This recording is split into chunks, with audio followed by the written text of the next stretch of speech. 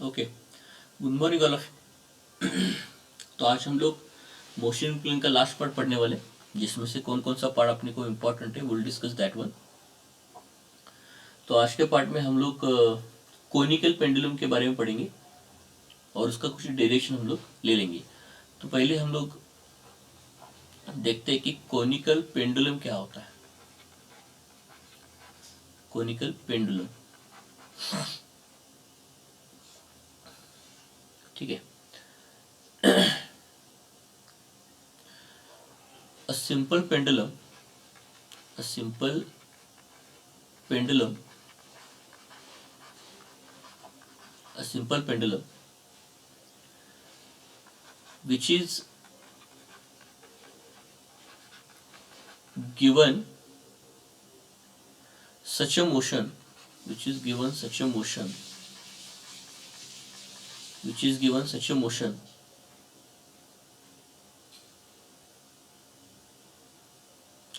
that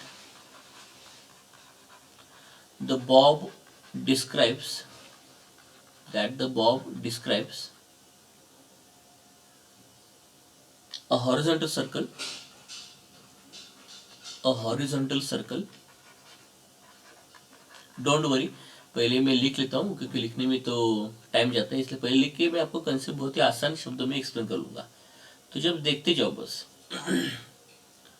horizontal circle and the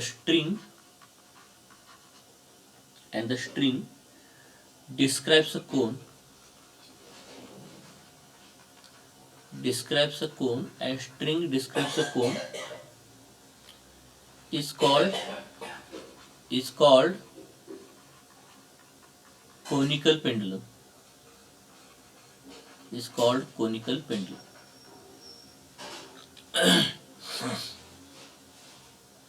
अब देखो, मैं आपको एक एग्जांपल के फॉर्म में समझाता हूँ कि समझ लो मेरे पास एक सिंपल पेंडुलम है। सिंपल पेंडुलम जानते हो ना आप, कि ये इसको हम लोग बोल देते हैं बॉब और इसको हम लोग बोलते हैं स्ट्रिंग, इसको हम लोग बोलते हैं स्ट्रिंग और ये हमारा होता है बॉब, बराबर।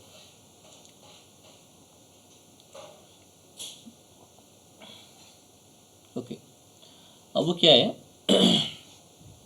देखो अब क्या है, अब हम लोग क्या करेंगे, a simple pendulum which is given such a motion, उसका एक मोशन देना है कि that the bob describes a horizontal circle. Bob क्या करना चाहिए कि हॉरिजॉन्टल सर्कल डिस्क्राइब करना चाहिए, and the string describes a cone, बस ये वाला पार्ट है। तो ये हमारा फिक्स रिजिड सपोर्ट है, ये वाला ऊपर का, ये रिजिड सपोर्ट जहाँ पे हमने स्ट्रिंग को अटैच कर दिया है। अब कुछ नहीं करना है आपको, इस बॉब को घुमाना है इन अ हॉरिजॉन्टल सर्कल। तो आप यहाँ पे देख सकते हो रिजिड सपोर्ट तो वैसे के वैसे रह रहा है। मैंने समझ लो अब इसको थोड़ा सा ऐसे टिल्ड किया, इस बॉब को थोड़ा सा मैंने टिल्ड किया,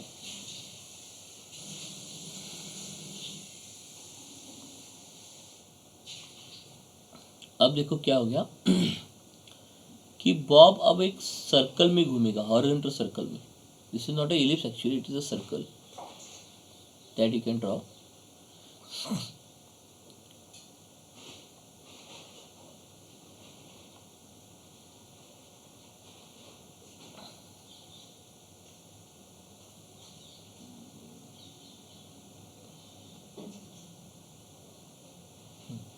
ठीक, तो आपको ऐसे यहाँ पे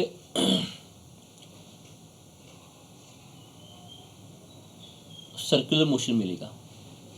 तो बॉब डिस्क्राइब्स, यहाँ पे देख सकते हो आप, बॉब जो है that describes a horizontal circle and the string describes a cone. Bob describes a horizontal circle and string describes a cone. अब देखो, अब यहाँ पे आपको दिख रहा है कि बॉब आपको यहाँ पे दे रहा है हॉरिजॉन्टल सर्कल, हॉरिजॉन्टल सर्कल में घूम रहा है, और ये जो स्ट्रिंग है जो है ना, स्ट्रिंग स्ट्रिंग आपको कोनिकल कौन दिखा रहा है, कौन को डिस्क्राइब कर रहा है, स्ट्रिंग डिस्क्राइब कर रहा है कौन को। देख क्या बता सकते हो ना, घर में भी आप ऐसे कर सकते हो। देखो फिर बॉब समझ लो यहाँ पे आ गया, या बॉब यहाँ पे आ गया, तो स्ट्रिंग क्या कर रहा है, कौन को डिस्क्राइब कर रहा है ना, तो बॉब यहाँ पे आ गया, समझ लो। स्ट्रिंग इज डिस्क्राइबिंग द कौन, स्ट्रिंग क्या कर रहा है, कौन को डिस्क्राइब कर रहा है, स्ट्रिंग कौन को डिस्क्राइब कर रहा है। Are getting the point. तो इसी को हम लोग बोल देते हैं कोनिकल पेंडुलम, इसी को हम लोग बोल देते हैं कोनिकल पेंडुलम। ओके तो इसके रिस्पेक्ट में हमको कुछ चीज़ें और पढ़नी है, will see one by one. Okay तो यहाँ पे क्वेश्चन के फॉर्म में, अब आपको एक क्वेश्चन के फॉर्म में हम लोग एक चीज़ समझते हैं कि देखो क्वेश्चन क्या है, what is conical pendulum, what is conical pendulum, what is conical pendulum, show that its time period, show that its time period, show that its time period is given by, show that its time period is given by 2 pi under root of L cos theta by g,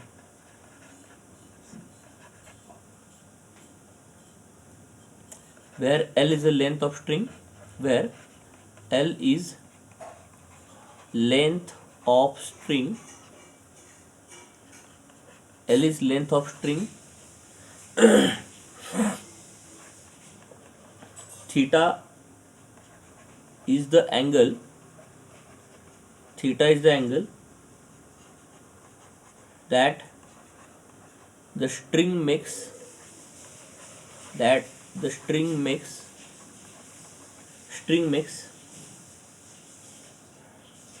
with the vertical, with the vertical, and g is the acceleration due to gravity, and g is the acceleration due to gravity.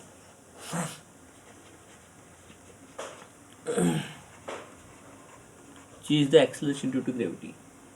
अब चलो एक question के form में इसको हमको solve करना है। अब क्वेश्चन क्या है, देखो वो क्या बोल रहा है कि जो कोनिकल पेंडुलम का जो टाइम पीरियड होता है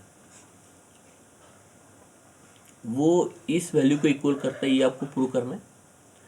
where l is the length of the string है, और theta is the angle made with the vertical, और g is the acceleration due to gravity.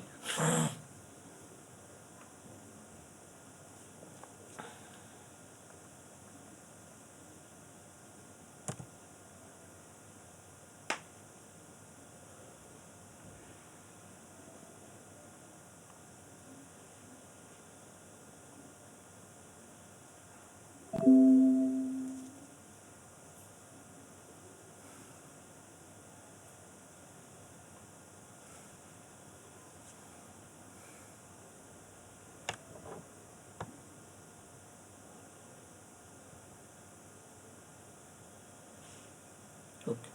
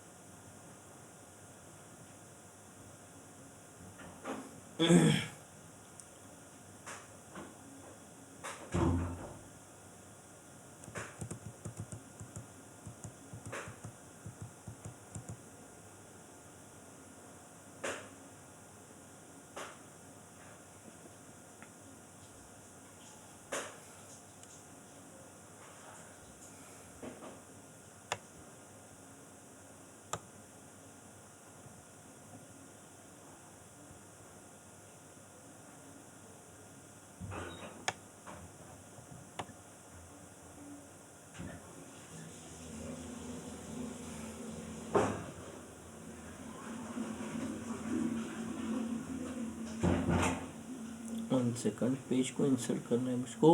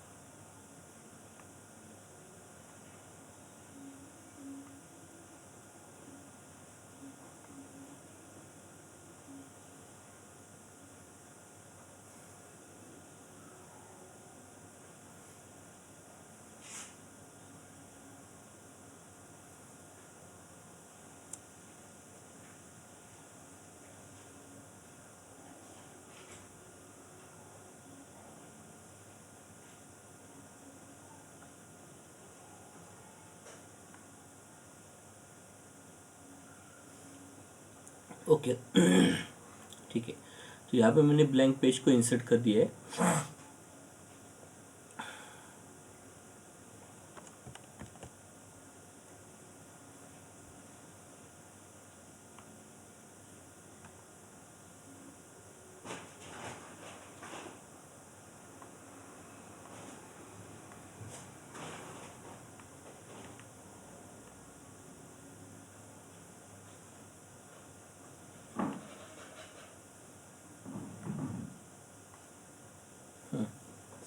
चलो तो बीच का जो टाइम चला गया उसको आप स्पीड से आगे बढ़ाओ। तो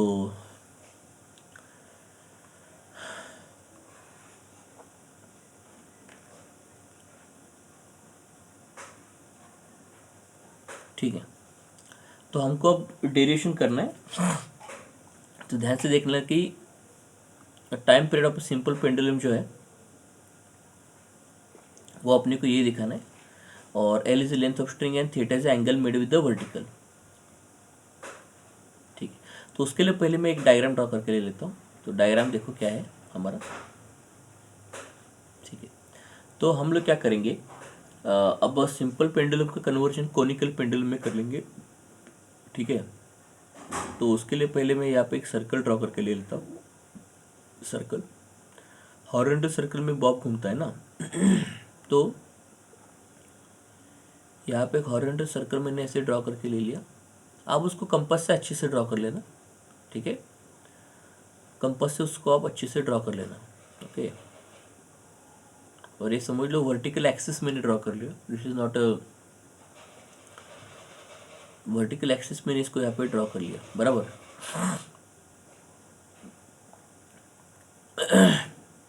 अब वर्टिकल एक्सिस ड्रॉ करने के बाद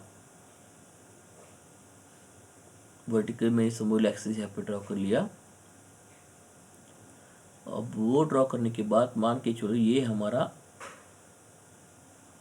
बॉब है यहाँ पे ऐसे। Suppose this is a Bob, green colour का जो आपको दिख रहा है, suppose this is a Bob. Correct है, ये बॉब है ऐसे।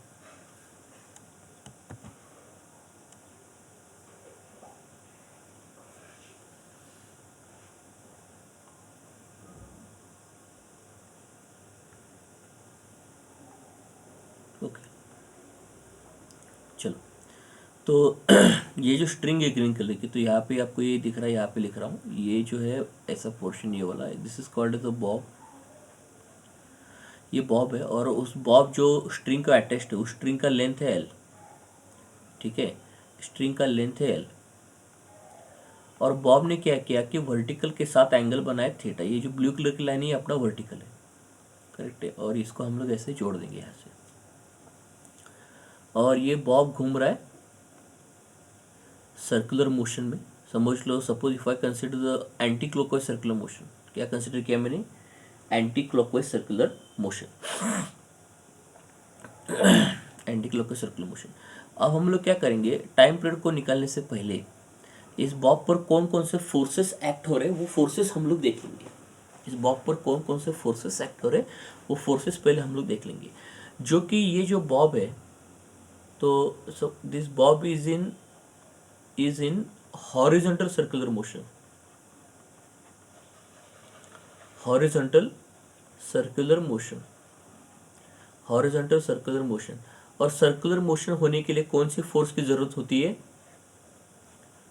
हॉरिजॉन्टल सर्कुलर मोशन, यानी ये जो सर्कल है हमने ग्राउंड को पैरेलल ले लिया। ये जो सर्कल है, this circle is parallel to ground, this circle is parallel to ground, ground को पैरेलल है, इसलिए इसको हम लोग बोल रहे हैं हॉरिजॉन्टल सर्कुलर मोशन। अब अब सर्कुलर मोशन होने के लिए हमको जरूरत है सेंट्रीपिटल फोर्स। क्या जरूरत है हमको? Centripetal force. ठीक है, सेंट्रीपिटल फोर्स की जरूरत है। तो हम लोग क्या करेंगे, इस बॉब पर कौन कौन से फोर्स लग रहे हैं इस फोर्सेस को हम लोग पहले कैलकुलेट करेंगे। ठीक है, पहले कैलकुलेट करेंगे। अब ये रिजिड सपोर्ट है हमारा, ये हमारा क्या है? रिजिड सपोर्ट है, रिजिड सपोर्ट है। देखो, अब बॉब पर कौन कौन से फोर्स लग रहे हैं हम लोग देखेंगे वन बाय वन। अब पहली चीज़ क्या है कि बॉब के ऊपर एक फोर्स लग रहा है, उसको बोलते हैं टेंशन फोर्स। अब टेंशन फोर्स क्या होता है मैं आपको बताता हूँ। घर में आपने देखा होगा कि आपने घर में कोई फोटो लगाया होता है, उस फोटो को एक स्ट्रिंग लगाया होता है। नहीं, समझ लीजिए घर में कोई ऐसा फोटो है, घर में कोई ऐसा फोटो है, तो उसको स्ट्रिंग से अटैच किया होता है। तो लॉजिक से बात है, ये फोटो खुद के वेट की वजह से, यानी इस ये जो फोटो फ्रेम है जो है, ये फोटो फ्रेम पूरा फोटो जो है उसके खुद के वेट की वजह से नीचे जाने की कोशिश करेगा। ड्यू टू वेट, वेट यानी एमजी होता है, वेट यानी एमजी होता है, वेट की वजह से नीचे जाने की कोशिश करता है। और इस स्ट्रिंग में एक ऑपोजिट डायरेक्शन में फोर्स क्रिएट होता है। स्ट्रिंग टाइट हो जाती है ना, ऑपोजिट डायरेक्शन में फोर्स क्रिएट होता है अपवर्ड डायरेक्शन में, उसको हम लोग बोलते हैं टेंशन फोर्स। उसको क्या बोलते हैं हम लोग? Tension force. जो टेंशन फोर्स इस वेट को बैलेंस कर देता है। यानी ये फोटो स्टेबल क्यों होता है? ये फोटो स्टेबल इसलिए होता है कि इस फोटो पर पड़ने वाला जो अपवर्ड डायरेक्शन का फोर्स है टेंशन फोर्स, उसका वैल्यू डाउनवर्ड फोर्स को इक्वल होता है, T is equal to M G, इसलिए फोटो स्टेबल होता है। नाउ यू अंडरस्टूड कि स्ट्रिंग में टेंशन फोर्स का मतलब क्या होता है। करेक्ट है, स्ट्रिंग में टेंशन फोर्स का मतलब क्या होता है। ठीक है, ये वाला पार्ट में जल्दी जल्दी रेस कर लेता हूँ, तो हमको उस बॉब पर भी ऐसे ही दिखाना पड़ेगा। ठीक है, ओके। नाउ अगर हम लोग दिखाने की कोशिश करेंगे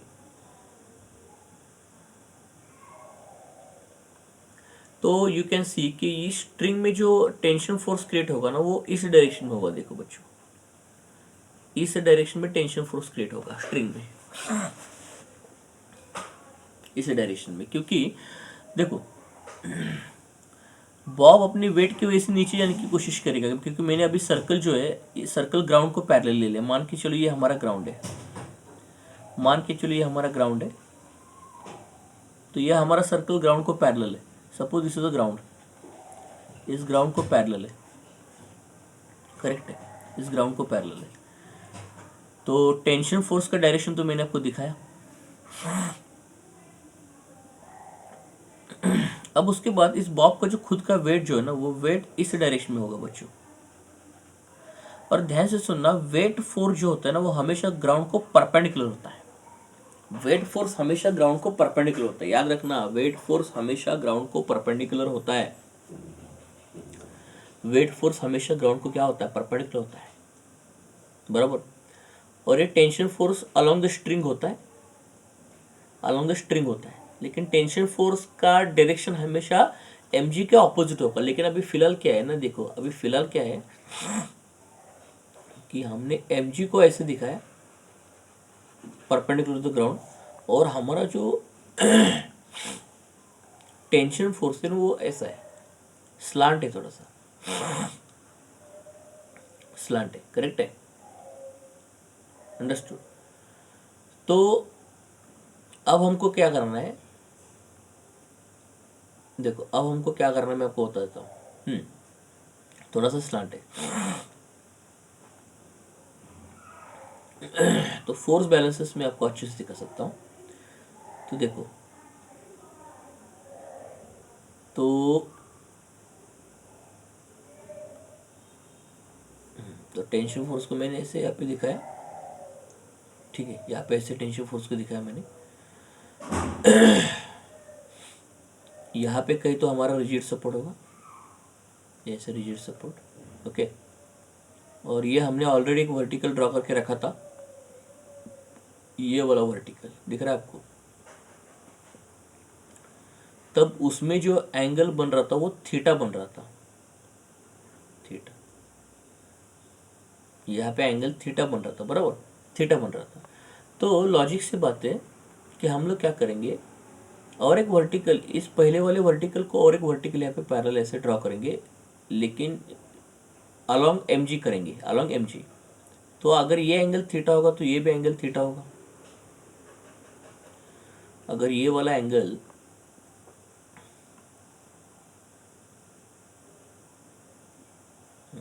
चलो अगर ये वाला एंगल थीटा होगा तो ये वाला एंगल भी क्या होगा, थीटा होगा, अल्टरनेट, क्योंकि ये दोनों तो वर्टिकली एक दूसरे को पैरेलल है ना, पैरेलल है, बराबर। बस अब हमको क्या करना है मैं आपको समझाता हूँ, अब हमको क्या करना है इस समझाता हूँ।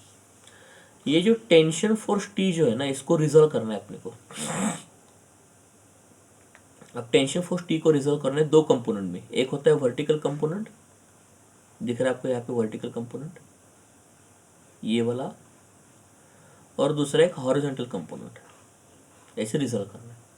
तो एक सोच के देखो, अगर ये ऐसा मैंने एक वर्टिकल कंपाउंड ले लिया और ये एक हॉरिजॉन्टल कंपाउंड ले लिया टी का, तो जहाँ पे थीटा जुड़ा होता है वो वाला कंपाउंड कॉस का होता है, तो इसका और ये मिडिल वेक्टर क्या है, टी है हमारा, तो ये वाला कंपाउंड क्या हो गया, टी कॉस थीटा। तो मैंने आपको वेक्टर चैप्टर में पढ़ाया था, middle vector T multiply by cos theta, जहाँ पे थीटा जुड़ा है, और इस वाले कंपाउंड को थीटा जुड़ा नहीं है, तो ये टी साइन थीटा वाला कंपाउंड हो जाएगा, करेक्ट है। तो इसका मतलब वेट mg को कौन बैलेंस कर रहा है, टी का कोसाइन वाला कंपोनेंट, टी का कौन सा कंपोनेंट, कोसाइन वाला कंपोनेंट। तो ये वाला अगर आपको समझा तो मैं यहाँ पे डायग्राम में यहाँ पे भी बॉब पर कौन कौन से फोर्सेस एक्ट हो रहे हैं तो वो दिखा रहा हूँ मैं यहाँ पे।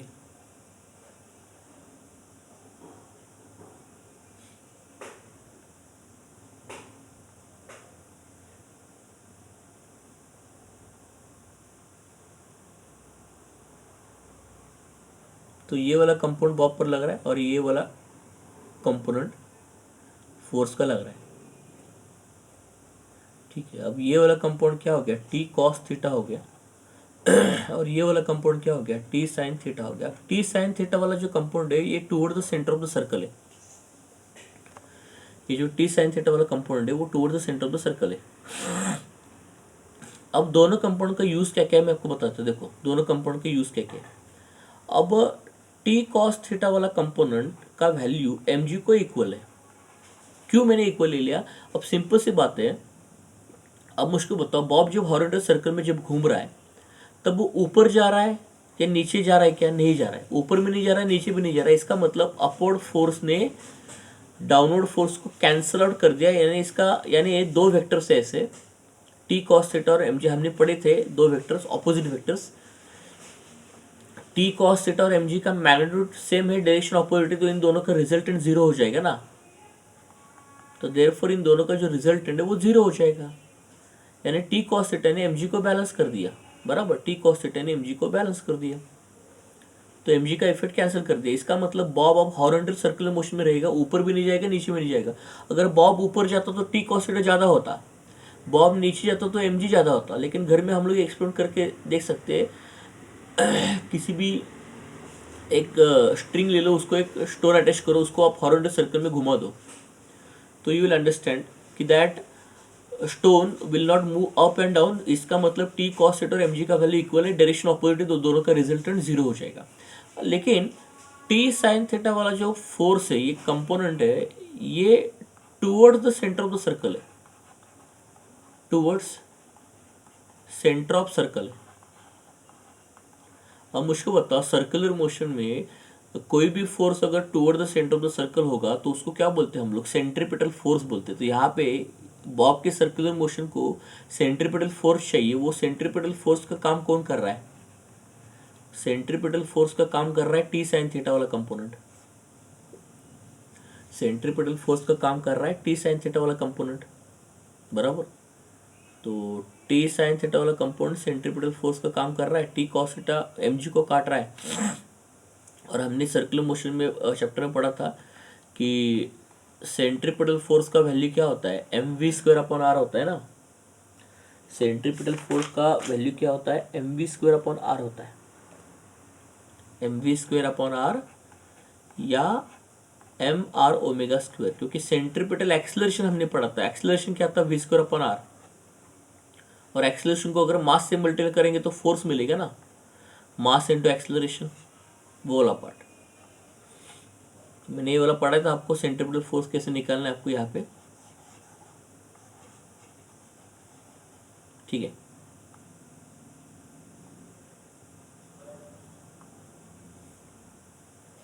सो दिस इज इक्वेशन नंबर 2।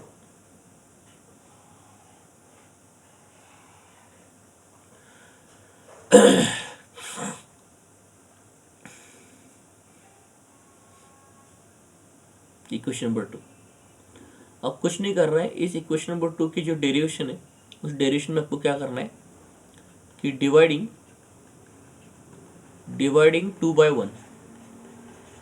2/1 यानी t sin theta divide by t cos theta is equal to mv² upon r full divide by mg। T और टी कट गया तो इसका मतलब यहाँ से क्या निकल के गया tan theta is equal to v² upon R ji.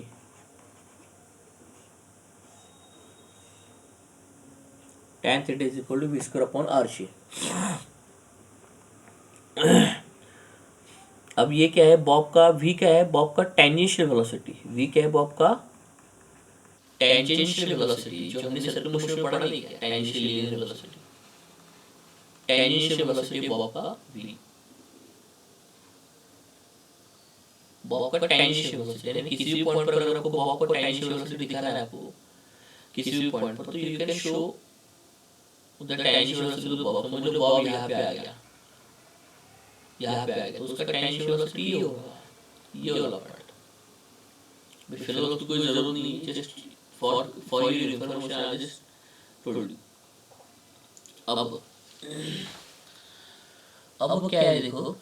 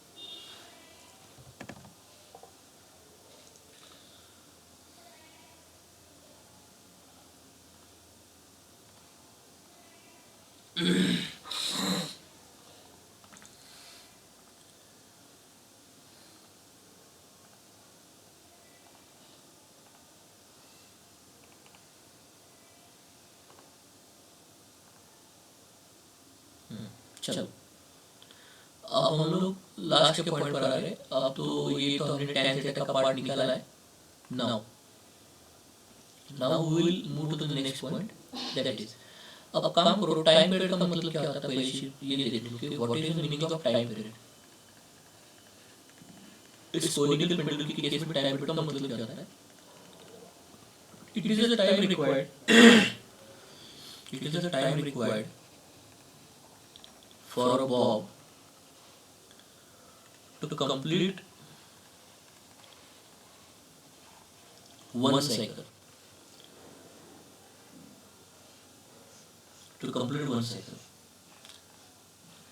Time required for bob to complete one cycle.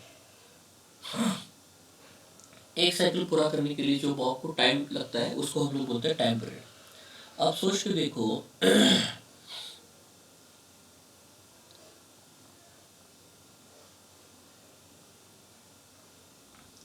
देखो बॉब जब एक साइकिल कंप्लीट करता है, एक साइकिल यानी समझ लो बॉब हमने यहाँ पे रखा था, यहाँ से स्टार्ट होके फिर से उसी पॉइंट पर आने के लिए जब आता है तो बॉब कितना डिस्टेंस कवर करता है 2 पाई वाला डिस्टेंस। कितना डिस्टेंस कवर करता है 2 पाई वाला डिस्टेंस, तो वो मीटर में हो गया। एक साइकिल का मतलब एक सर्कल, बराबर, एक साइकिल का मतलब एक सर्कल, वो मीटर में हो गया। और बॉब का जो टेंजेंशियल वेलोसिटी है या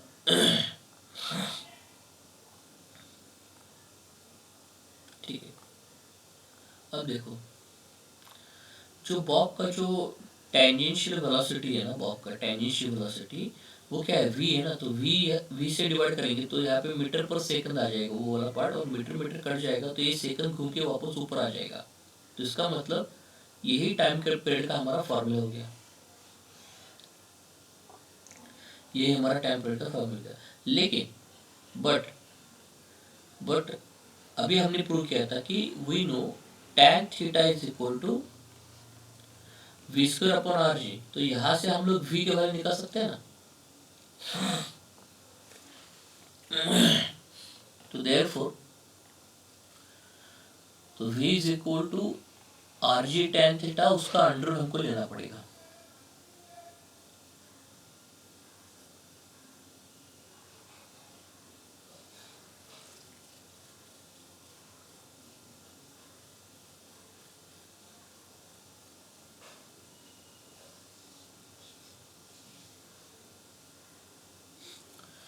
बस आप उस ऊपर वाले फॉर्मूले में इसको पुट कर लो। Therefore time period t is equal to 2 पाई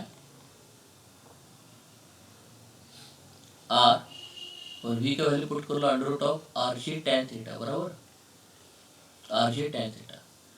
बस इस वैल्यू को इस ऊपर वाले फॉर्मूले में पुट कर लो यहाँ पे आप, ठीक है। Therefore t is equal to 2 pi, इसको r को ऐसे लिख लेता हूँ मैं, under root of r multiply by under root of G tan theta. तो मतलब तो वही बनता है ना, करेक्ट है। अब ये जो ऊपर वाला r जो है ना उसको ऐसे लिखते हैं t is equal to 2 pi multiply by under root of r multiply by under root of r full divide by under root of r into under root of G tan theta. ये थोड़ा mathematics है, इतना तो आना चाहिए आप लोगों को। तो ये कट गया, ये कट गया। तो finally t is equal to 2 pi, ये दोनों भी अंडर रूट है, ये वाला भी अंडर रूट है और ये वाला भी अंडर रूट है। तो t pi under root of r upon G tan theta, ये एक फॉर्मूला हमारा आ गया। इसमें और कुछ चेंजेस करके हम लोग सिंपल फॉर्म में इस फॉर्मूले को ला सकते हैं, और कुछ चेंजेस करके। जैसे मैं आपको अगर बताऊं,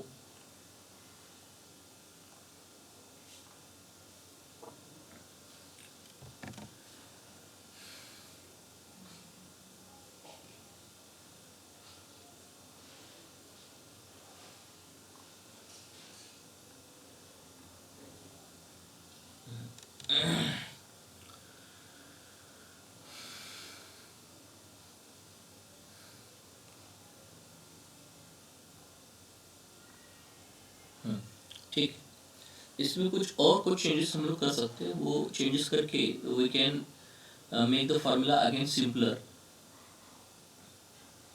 थोड़ा अगर इस फिगर की ज्योमेट्री देखेंगे यहाँ पे,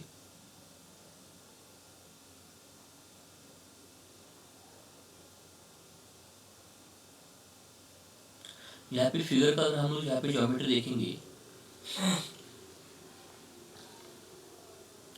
तो ये जो वर्टिकल हाइट है इसको हम लोग नाम दे देंगे h, h नाम दे देंगे, ठीक है। इस हाइट को नाम दे देंगे h। और ये हो गया हमारा सर्कल का रेडियस r, सर्कल का रेडियस r बराबर, क्योंकि ये राइट एंगल ट्रायंगल बन रहा है ना। यहाँ पे देखो ये राइट एंगल ट्रायंगल बन रहा है, सर्कल का रेडियस हो गया r।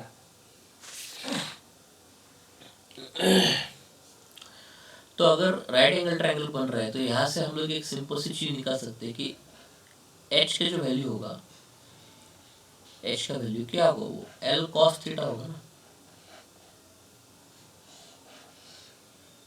बराबर। वो cos थीटा निकालूंगा आप उस ट्रायंगल में बराबर। उस ट्रायंगल में अगर आपने cos थीटा निकाला तो h का वैल्यू क्या आएगा, l cos थीटा, और r का वैल्यू क्या आएगा, l sin थीटा आएगा।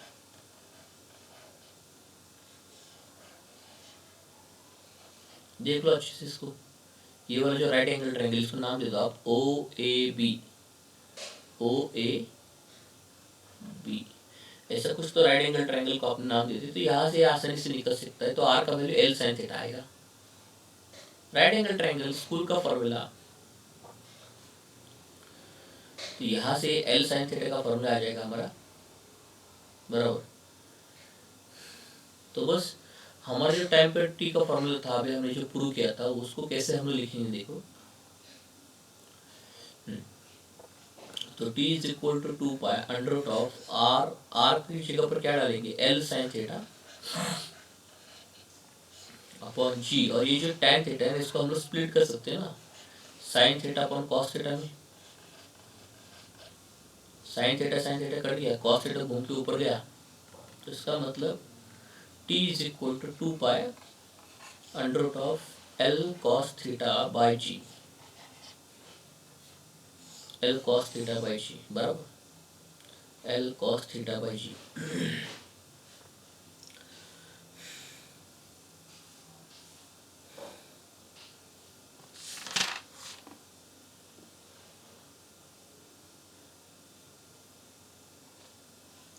लेकिन बट एल कॉस थीटा का तो वैल्यू हमने एच निकाला था, हाइट, वो जो राइट एंगल ट्रायंगल बताया था, तो उस फॉर्म में अगर लिखेंगे तो वो H by G simple form में एक्सप्रेस हो जाएगा। आपको जिस फॉर्म में चाहिए उस फॉर्म में उसको एक्सप्रेस कर सकते हो।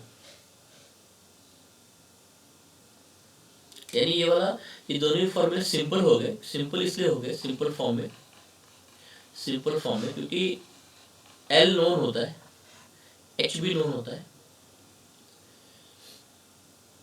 वो और फिक्स्ड भी होते हैं। एल और एच क्या होते हैं, फिक्स्ड होते हैं, वो कभी चेंज नहीं करते। सिर्फ उनको जी का वैल्यू डालना है और टाइम पीरियड टी का वैल्यू निकालना है, बराबर। बस इस तरीके से टाइम पीरियड तो कोनिकल पेंडुलम हम लोग प्रूव कर सकते हैं। तो आज के होमवर्क के लिए यही क्वेश्चन आप ले लो कि to find out the time period of the conical pendulum. Okay, find out the time period of the conical pendulum.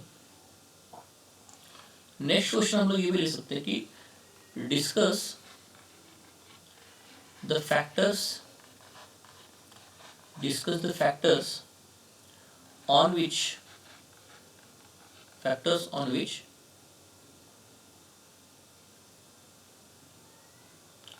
time period of conical pendulum depends, time period of conical pendulum depends।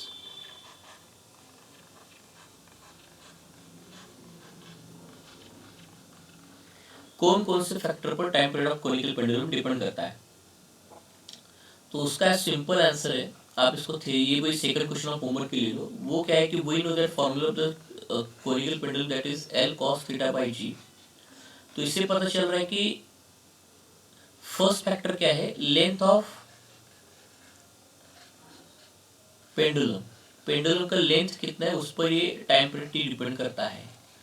और कैसे depend करता है, time period T is directly proportional to the under root of length. Time period T is directly proportional to the under root of length. 2 metre को left को 4 लगा देता हूँ। Factors on विच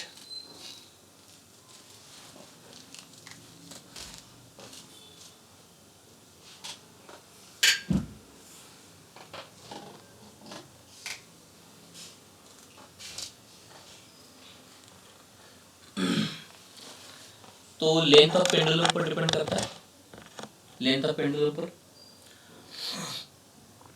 जितना लेंथ ज्यादा होगा उतना टाइम पीरियड बढ़ जाएगा। और दूसरा एक्सेलरेशन ड्यू टू ग्रेविटी पर, एक्सेलरेशन ड्यू टू ग्रेविटी उस पर भी डिपेंड करता है, लेकिन इनवर्सली, उसका इनवर्स प्रोपोर्शन में, inversely value with the under root of ji.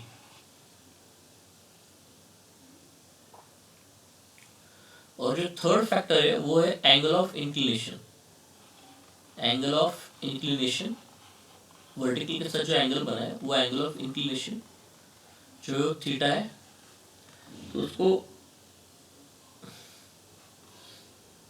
T direct proportional to the है under root of cos theta, under root of cos theta.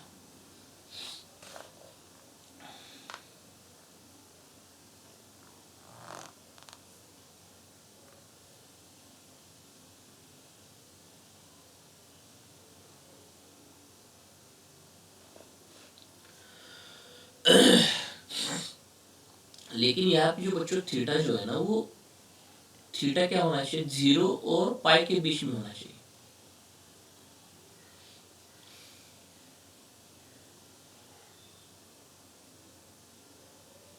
Sorry, ये अभी वो नहीं, थीटा 0 और पाई के बीच का नहीं है। अभी थीटा का कॉम्बिनेशन हम लोग बाद में पढ़ेंगे, थीटा का वेरिएशन। जस्ट यहाँ पे वो जो पूछ रहा है उसके बारे में हम लोग यहाँ पे पढ़ रहे हैं।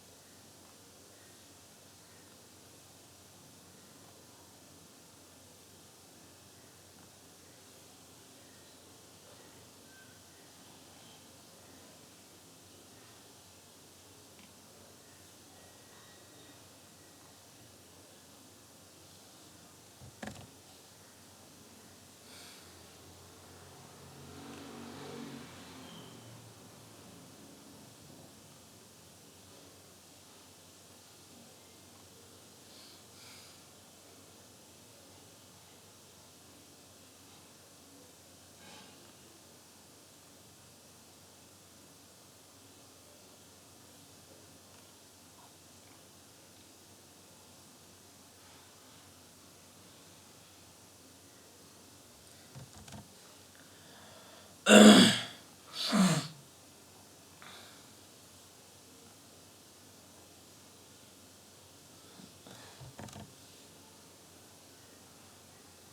सिस्टम लगाऊंगा तो सेटिंग करेंगे, बीच बीच में टाइम जहाँ पे जा रहा है वहाँ पे उसको स्पीड से करके आगे दिखाओ।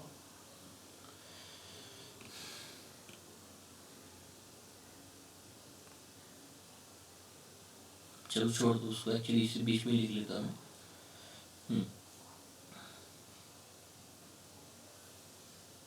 ओके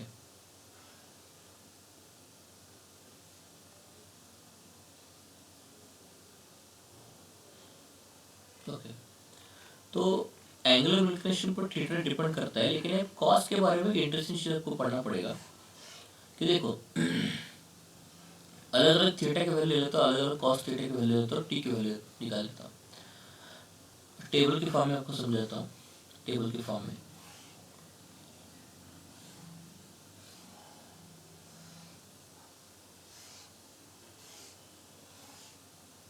अगर थीटा जीरो ले लिया तो कॉस जीरो का वैल्यू 1 होता है, बराबर। थीटा जीरो ले लिया तो कॉस जीरो का वैल्यू 1 होता है।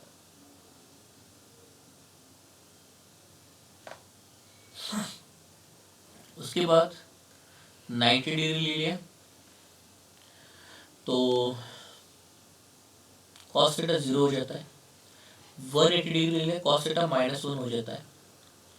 तो इसका मतलब क्या हो रहा है कि जैसे जैसे थीटा बढ़ रहा है कॉस थीटा कम हो रहा है, और cos theta directly proportional T को, तो टी भी कम हो जाएगा ना। तो इसका मतलब हम लोग यहाँ से कंक्लूजन ऐसे निकाल सकते हैं।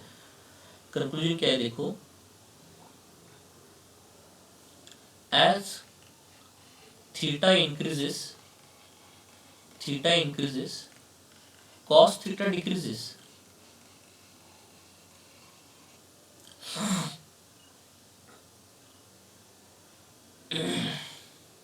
cos theta decreases और t जो cos theta का डायरेक्ट प्रोपोर्शन है, तो इसका मतलब t also decreases। लेकिन कब तक वैलिड है? For theta value is in between 0 to 180 degree. क्योंकि बाद में अगर हम लोग फिर से 270 डिग्री जाएंगे तो फिर से थीटा के वैल्यू के साथ कॉस थीटा का वैल्यू फिर से बढ़ रहा है। तो अभी मैंने जो स्टेटमेंट यूज किया वो कहाँ तक वैलिड है? इन बिटवीन 0 to 180 डिग्री तक ये वैलिड है, ठीक है। तो ये सेकंड क्वेश्चन का होमवर्क के लिए लो। So this is the first part and this completes the chapter motion in plane. Next lecture से हम लोग स्टार्ट कर रहे हैं लॉज ऑफ मोशन टॉपिक। कौन सा टॉपिक? Laws of motion. ध्यान रखना, इसको भूलना मत आप लोग। मैं फिर से वापस पढ़ाने वाला laws of motion, it is very very important. तो इसके बेसिस पर कुछ न्यूमेरिकल भी है, वो भी हम लोग देख लेंगे।